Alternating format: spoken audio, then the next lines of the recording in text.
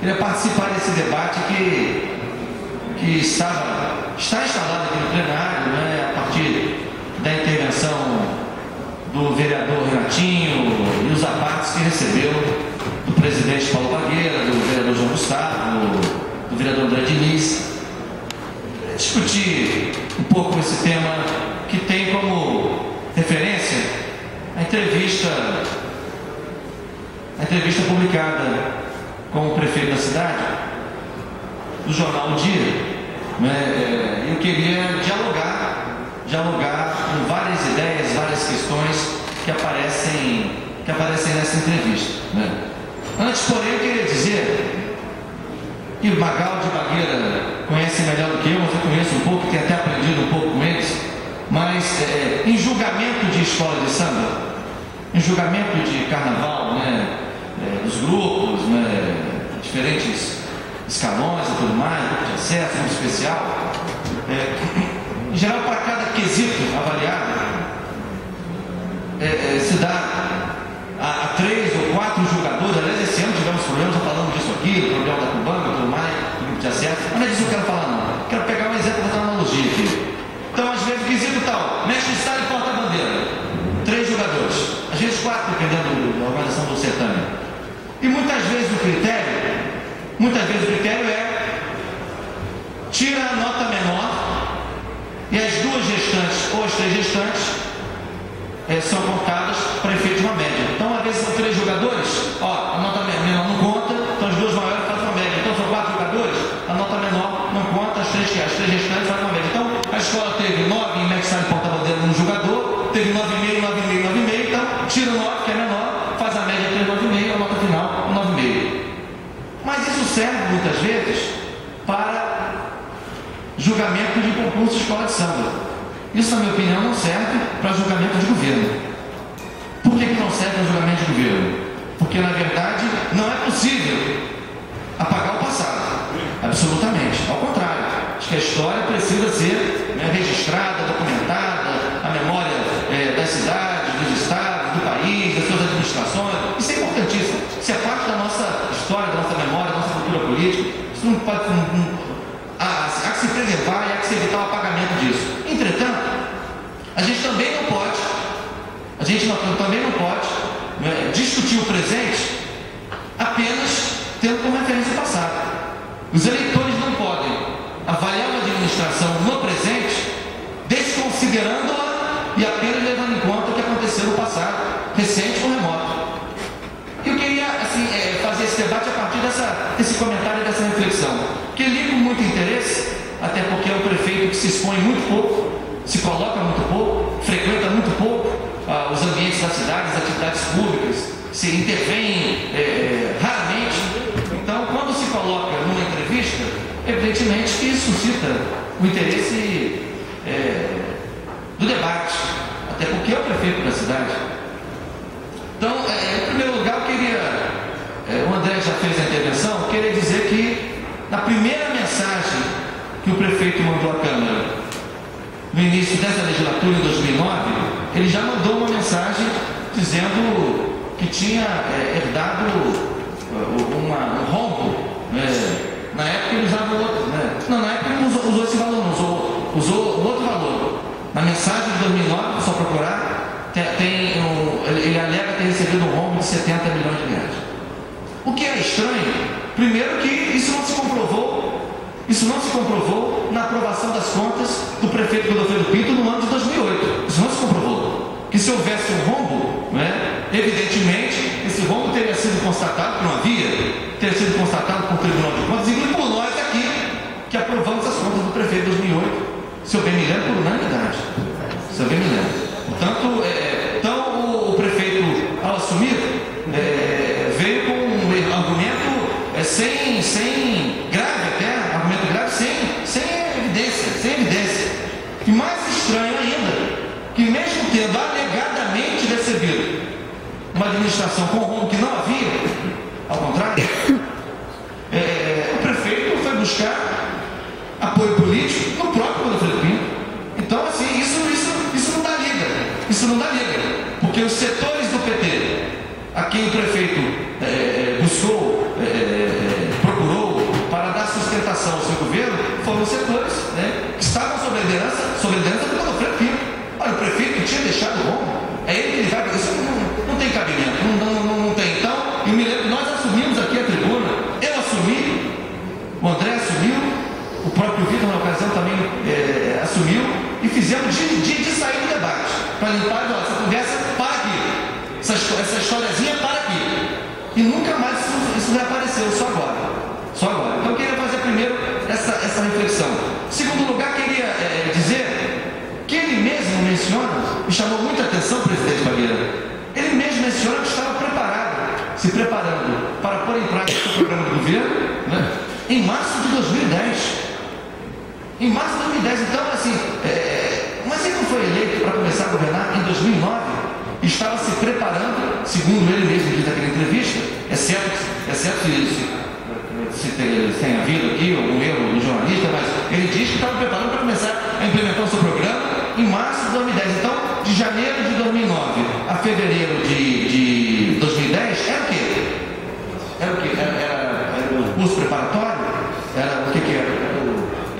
Era trainee, era o estagiário, não é? Mas pela quarta vez na prefeitura. Então, isso quero aqui trabalhar com as informações que ele traz.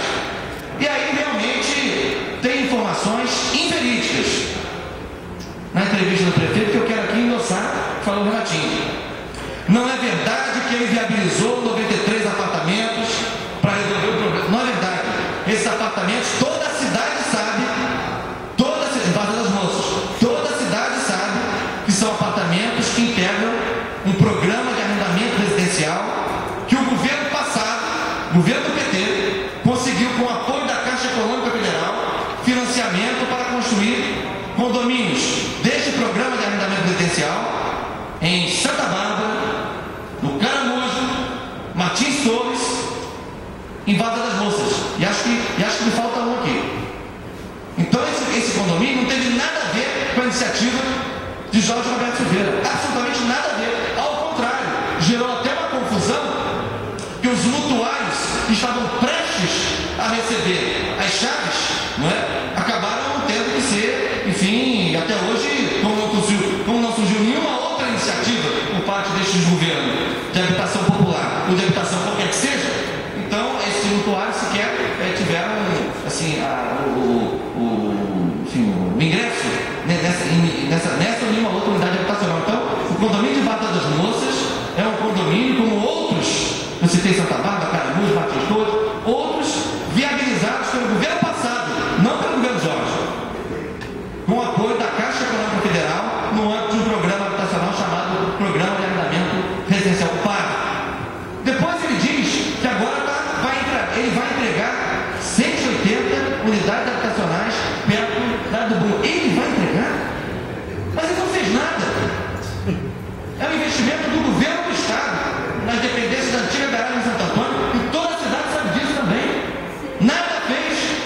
Ele vai entregar e vai aparecer na foto. Isso sim, ele pode até aparecer na foto. Vai ter que entregar uma chave, vai ter que visitar um apartamento com algum morador, mas ele vai entregar o quê? Com parte do seu trabalho, da sua administração? Não é verdade. E olha que eu tenho o maior respeito e apreço pelo secretário de Missão de Habitação, Marcos Linhares, que me parece um grande quadro, um importante conhecedor das políticas de habitação pública e popular no Brasil. Um grande quadro. Então, quero aqui desmentir. Parceria com o governo do Estado. Parceria em quando você presta um serviço, ajuda a eleger o governo do Estado. Não. Ajuda a eleger? O que você tem que entregar apartamento, meu vereador? O Jorge não foi eleger. O que você tem que entregar apartamento? Existe uma parceria. Mas você tem que entregar apartamento, prefeitura? Então, me responda, por favor. O que você tem a ver com entregar apartamento? Existe a parceria. Bom, também parceria eleitoral. Quem tem que aparecer nessa entrega de apartamento é quem realizou. Quem viabilizou a obra, na minha opinião, pelo menos. Parceria eleitoral é outra coisa. Outra coisa. Bom, aí continuando a entrevista, o prefeito fala da Defesa Civil, que era pequena. A Defesa Civil era pequena. O subsecretário, um valoroso oficial dos bombeiros, fazia vistoria nas áreas atingidas pela chuva com o seu próprio veículo, com o seu próprio carro. Isso não estou dizendo não. Ele mesmo disse em entrevista ao Globo Niterói, 2 ou 3 meses depois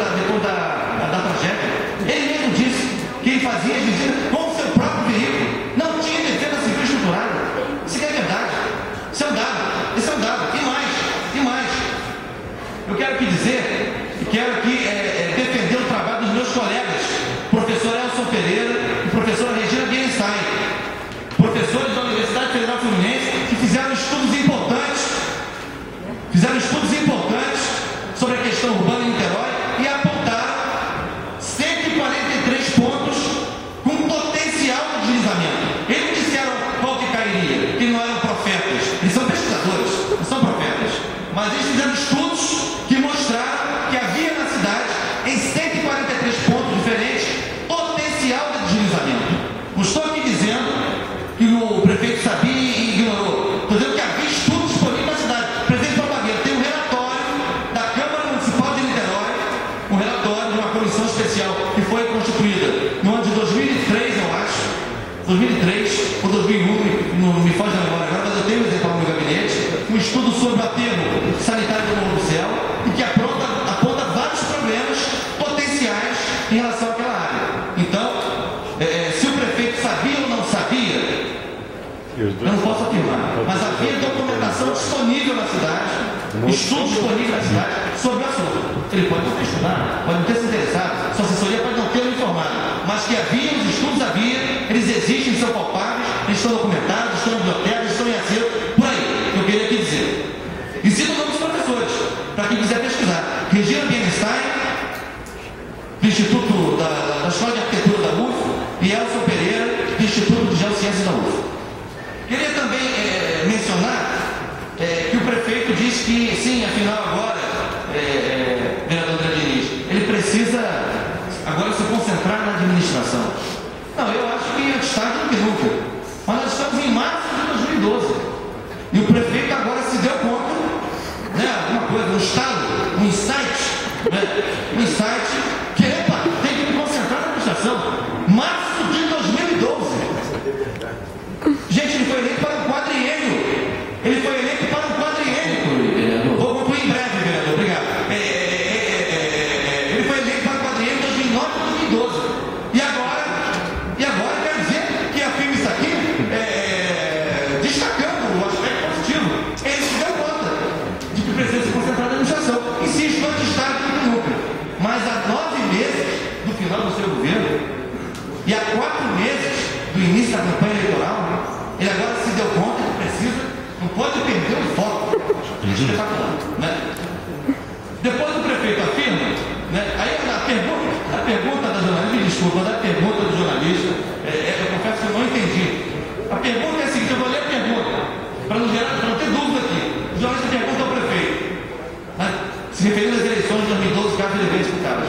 O senhor tem medo da máquina? Olha, o senhor tem medo da máquina? Que deve ficar ao lado do Rodrigo? Mas ele é o prefeito! É ele o prefeito! Gente, que maluquice é essa? Eu tô maluco! Os jornalistas perguntaram isso, perguntaram ao prefeito, eventual candidato à reeleição, se ele tem medo da máquina e vai ficar ao lado do Rodrigo. Isso é uma loucura! Isso é um absurdo! Isso é um absurdo! Rodrigo será de oposição ao governo, como outros candidatos que vão provavelmente se inscrever no certame. Então, e aí ele diz, que eu acho que a máquina é decisiva, aqui não vai entrar nesse detalhe aqui, eu acho que a máquina de prefeitura tem que trabalhar para a cidade, não para ganhar a eleição. A eleição se ganha como consequência do trabalho. Mas, de qualquer maneira, quero destacar essa aberração desse eleição.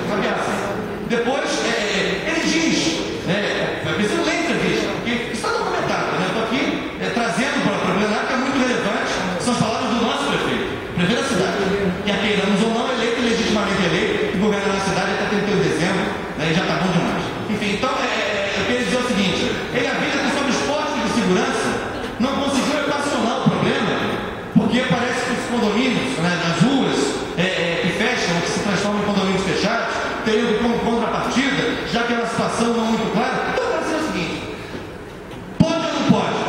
É legal ou não é legal? Se é legal, nós já legislamos sobre isso aqui, sobre ruas que fecham, com guaritas, enfim, e tal, se é controvertido. Agora, não dá para dizer, olha, é mais ou menos certo, mas se me ajudar a financiar os postos, passa a ser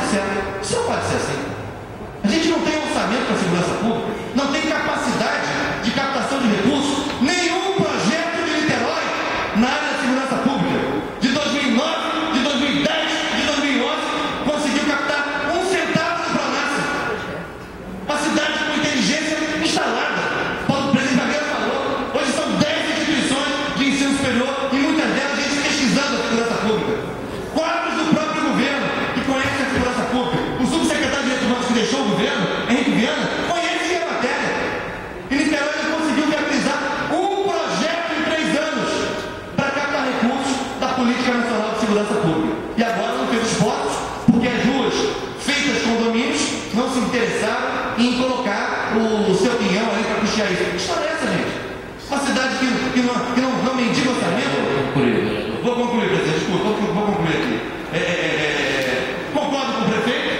Concordo com o prefeito, quero dizer, quando perguntado sobre a questão das unidades de polícia pacificadora, e vou concluir, obrigado pela tolerância. Ele não que desconfie do ponto de vista da honestidade, mas ele relativiza as estatísticas da Polícia Militar sobre a migração do crime para Niterói.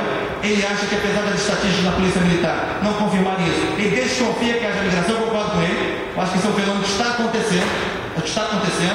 Mas quero dizer o seguinte: sobre o túnel Charito Chacubá, eu tenho uma posição que eu quero dizer. Um dos problemas do nosso desgoverno municipal é sua incapacidade de se articular, inclusive para captar recursos extra-orçamentários para fazer investimentos de longo prazo, estruturais na cidade. Veja o túnel Charito Chacubá. Essa conversa fiada de que não é justo para o Barreto ter o túnel em Charitas, também não é justo para o Fonseca investir no Campo São Bento em Icaraí, também não é justo para Icaraí. E, gente, isso é uma loucura. Isso é tudo uma cidade só. O que a gente tem que ter é, por um lado, melhores prioridades na execução do orçamento e capacidade de captar recursos com os agentes financiadores públicos e, eventualmente, privados, dependendo da nossa capacidade de endividamento. Podemos conseguir em parceria, não com o orçamento municipal sozinho, é verdade, mas com uma boa parceria construída. Aí depende de projeto, depende de disposição para trabalhar, para viajar, para se reunir, para discutir o projeto, para fazer as mudanças que o parceiro eventualmente solicita. Mas podemos ter um bom projeto para custear a obra do túnel Charito Chacubá, com o custeio da prefeitura, uma vez construído o túnel, sem necessidade de cobrança de pedágio. Isso seria possível, mas para isso temos que nos movimentar para captar recursos. E Niterói não faz nada disso. Niterói está descolada dos principais investimentos que hoje acontecem no nosso quintal.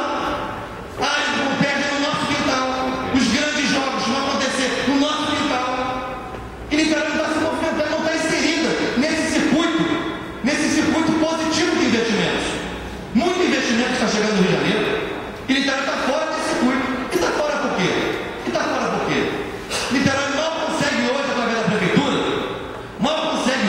exercer o seu papel natural de líder regional. Niterói, obviamente, é a maior liderança regional aqui do leste metropolitano, do leste fluminense. É a cidade mais importante economicamente, culturalmente, ex-capital do estado. Nossa liderança tem demérito das outras cidades valorosas dessa região, mas é Niterói que é o epicentro, que é a referência. Há muito tempo, nem isso nós conseguimos ser mais. Não vemos o prefeito articulando nenhuma reunião com os outros prefeitos, nem participando de reunião em lugar nenhum. Isso não é fazer política de espetáculo. Que bobagem é essa? O prefeito aparecer é fazer política de espetáculo? Mas aparecer na reunião de trabalho, aparecer onde tem que aparecer, mas não pode ser um bolso major, um prefeito fantasma, não está em lugar nenhum. É o oposto do prefeito de espetáculo. O prefeito de espetáculo só quer sair na foto. Não tem para fazer isso não. Mas reuniões estratégicas importantes. Quantas vezes esse senhor foi a Brasília conversar com o ministro do Planejamento, o ministro do Planejamento, o Ministério que pode. Quantas vezes ele fala aqui 200 vezes? Quantas vezes ele foi procurar o Ministério do Turismo para dizer: olha, eu preciso da sua ajuda. Esse dinheiro está 19 milhões, que estava programado para a Torre Panorâmica. A Torre Panorâmica não é mais uma prioridade de Niterói. Ela vive uma catástrofe urbana, habitacional. A gente podia conseguir apoio do senhor para que o governo federal remanejasse esse orçamento, que mantivesse a destinação para Niterói, mas orientasse esse orçamento para outra área, para outra rubrica. Isso existe. Tanto existe que vira e mexe se publica o decreto nos atos oficiais da prefeitura, com o prefeito que maneja o orçamento. Isso existe na gestão pública do orçamento. Agora, é preciso que haja articulação, trabalho, apresentação, projeto. E no final, a jornalista pergunta se ele ainda tem vontade de ser governador do estado. Eu vou dizer, o pai desse prefeito foi um dos maiores homens públicos da história do antigo estado do Rio de Janeiro. Morreu precocemente, um líder importante do então Partido Trabalhista Brasileiro. Morreu num acidente dramático. Na minha opinião, poderia ter tido uma caminhada muito longa. Era um governador jovem, muito atuante, com muita articulação com forças progressistas do antigo estado do Rio. E foi uma catástrofe política, uma catástrofe sobre vários aspectos, né? Uma grande perda, na minha opinião, né, na cena política do antigo estado do Rio de Janeiro. Mas o seu filho, né, não exerce sequer o papel de líder regional. Então, assim, está totalmente fora do seu horizonte. Ainda bem que ele reconhece isso. Está totalmente fora Estado. Para nossa economia interna, seria o suficiente se, afinal de contas, se focasse na prefeitura, para a qual ele foi eleito por 4 anos, não para 9 meses. Eu já estou dizendo no ano passado aqui, que eu vou concluir, que ia fazer o governo 3 em 1. Foi ele que disse, gente, ele que falou essas coisas. Ele falou que ele fazer o governo 3 em 1. E ele não teve 3 em 1 nada. 3 em 1 continuou sendo aqueles aparelhos de som que eu já falei aqui. Cassete, de trola, rádio, quem que é 3 em 1? Tá certo? Então eu quero dizer que essa administração do prefeito tem que ser avaliada na próxima eleição, senhor presidente Pagueira. Vai se apagar o passado? Não, tem que se apagar o passado. Mas o povo quer saber o que foi feito. Ele foi eleito para este mandato. Ele foi eleito. Temos que reconhecer a legitimidade da sua eleição. É óbvio que sim. Eu disputei a